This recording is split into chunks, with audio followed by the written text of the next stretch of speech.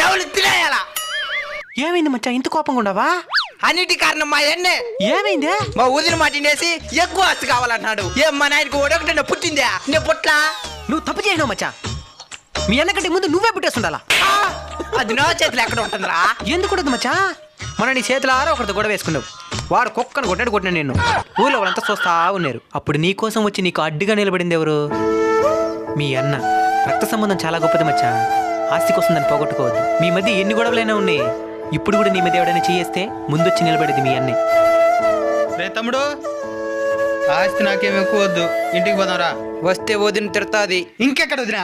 తన్ని తరిమేస్తుండ్లా. ఆస్తి కోసం మన మధ్య రెండు గొడవలు పెట్టాలని చూస్తుంది. తంతే ఎగురు వాళ్ళు పుట్టిట్లో పడింది. 2 రోజులు ఉండేసి వస్తుంది. నువ్వు రా పోదాం. రక్త సంబంధం చాలా గొప్పది.